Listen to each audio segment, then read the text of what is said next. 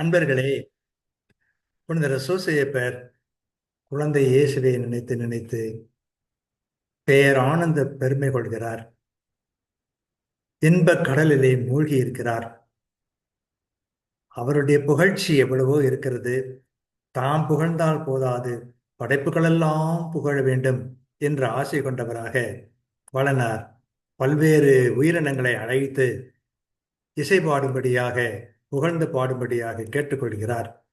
அதைத்தான் இன்றைய சிந்தனையாக இறையடியார் வீரமாமுனிவர் நமக்கு தருகின்றார்.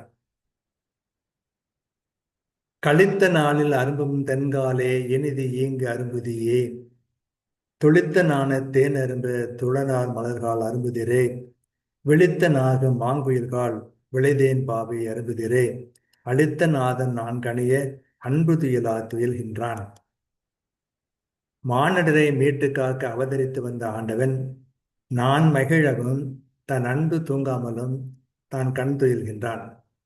எனவே மகிழ்ச்சியற்ற நாளில் வந்து தோன்றும் தென்றல் காற்றே, இனிதாக இங்கு வந்து வீசுவாயாக. இன்று அலரும் பருவத்து கொத்தான மலர்களே, துளியாக கொண்ட மனமுள்ள தேன் துளிக்குமாறு மலருங்கள். அதாவது உலகை மீட்க இறைமகன் மானிட மகனாய் பிறந்துள்ளான். தனது அன்பை மறைக்காமல் துயில்கின்றான். துயிலும் போது கூட அன்புதான். அதனால் தென்றலே இங்கே வந்து வீசு, தேன் பதிந்த மொட்டுக்களே மலருங்கள், குயில்களே இன்னிசை பாட்டு இசையுங்கள் என்று கூறுவதை பார்க்கிறோம்.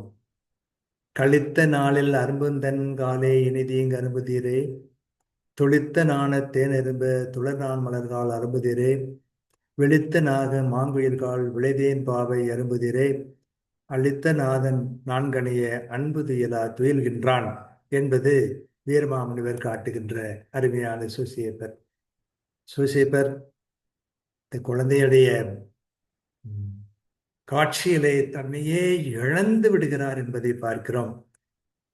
தான் பெற்ற இந்த பெருமகிழ்ச்சி படைப்புகளெல்லாம் பெற வேண்டும் என்ற ஆசையிலே மலர்களே மலருங்கள், தென்றலே வீசுங்கள், குயில்களே பாடுங்கள் என்றெல்லாம் பாடி பாடி பரவசம் அடைகிறார். வளனார் வாழ்க.